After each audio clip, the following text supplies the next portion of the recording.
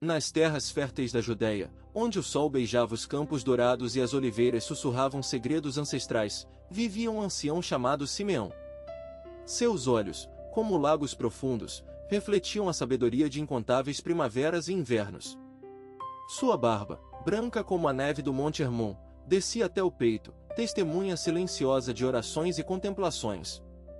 Simeão era conhecido em toda a região como um homem de profunda bondade, um farol de esperança para os aflitos e um conselheiro para os desesperados.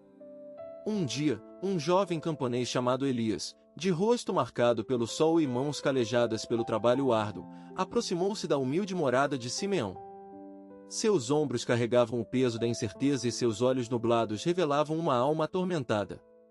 Mestre Simeão, começou Elias, a voz embargada pela emoção, tenho buscado a paz em meu coração, mas encontro apenas escuridão. A bondade parece um ideal distante, uma miragem no deserto da vida. Simeão convidou Elias para sentar-se ao seu lado, à sombra de uma figueira centenária.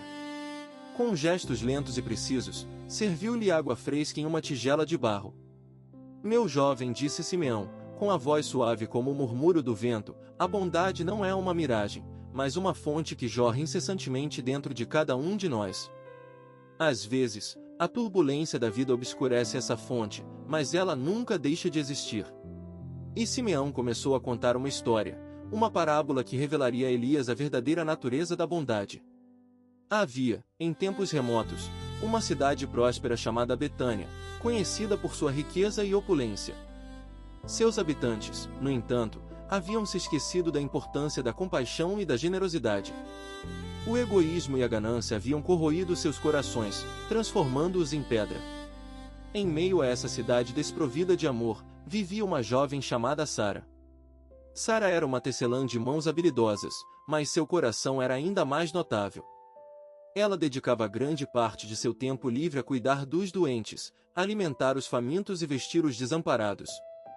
Sua bondade era uma chama que brilhava intensamente na escuridão de Betânia. Um dia, uma grande seca assolou a região. Os campos secaram, os rios minguaram e a fome se espalhou como um incêndio incontrolável. Os habitantes de Betânia, acostumados à abundância, entraram em desespero. Em vez de se unirem para enfrentar a crise, cada um pensava apenas em si mesmo, tentando proteger seus próprios bens. Sara, vendo o sofrimento do seu povo, decidiu agir. Ela vendeu tudo o que possuía, suas roupas, suas ferramentas de trabalho e até mesmo a pequena casa onde vivia, para comprar alimentos e água. Com o dinheiro arrecadado, ela organizou uma distribuição justa e equitativa, garantindo que ninguém passasse fome ou sede.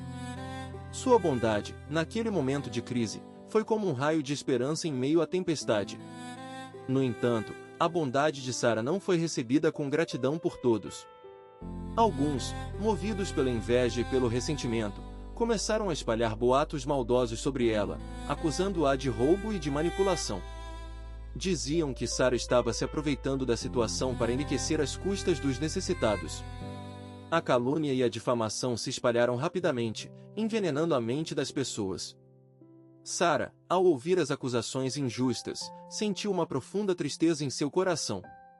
Mas ela não se deixou abater. Em vez de revidar com ódio ou vingança, ela continuou a praticar a bondade, com ainda mais fervor e dedicação. Ela sabia que a verdade prevaleceria no final e que a justiça divina recompensaria seus esforços. Um dia, um viajante misterioso chegou a Betânia. Suas vestes eram simples, mas seus olhos transmitiam uma profunda sabedoria e compaixão. O viajante ouviu as histórias sobre Sara e decidiu procurá-la. Ele a encontrou trabalhando incansavelmente para ajudar os necessitados, sem se importar com as calúnias e os insultos. O viajante, então, reuniu todos os habitantes de Betânia na praça principal da cidade. Com uma voz poderosa e serena, ele desmascarou as mentiras e revelou a verdadeira natureza de Sara. Ele mostrou a todos como a bondade da jovem havia salvado a cidade da fome e da destruição. As pessoas, ao ouvirem a verdade, sentiram-se envergonhadas e arrependidas. A partir daquele dia, Betânia se transformou em uma cidade de amor e compaixão. Os habitantes aprenderam a importância da generosidade e da solidariedade. Sara, que antes era desprezada e caluniada, passou a ser venerada como uma heroína. Sua história se tornou uma lenda, um exemplo inspirador para todas as gerações futuras. Simeão olhou para Elias, seus olhos brilhando com uma luz suave. Meu jovem, disse ele, a bondade é como uma semente. Se plantada em solo fértil, ela floresce e dá frutos abundantes. Mas mesmo que seja lançada em terreno pedregoso, ela ainda pode germinar, transformando a aridez em beleza. Não se deixe abater pelas dificuldades e pelas injustiças. Continue a praticar a bondade, mesmo quando ninguém estiver olhando. Lembre-se sempre, a bondade é a linguagem que os surdos ouvem e os cegos veem. Elias, profundamente tocado pelas palavras de Simeão, sentiu um novo vigor em seu coração. A escuridão que o atormentava havia se dissipado, dando lugar a uma luz suave e reconfortante. Ele compreendeu que a bondade não era apenas um ideal distante, mas uma força poderosa capaz de transformar o mundo. E juntos, Simeão e Elias, ajoelharam-se sob a figueira centenária e elevaram uma oração ao céu: Senhor, ensina-nos a praticar a bondade em todos os momentos de nossa vida. Fortalece nossa fé e ilumina nosso caminho. Que possamos ser instrumentos de tua paz e de teu amor. Amém.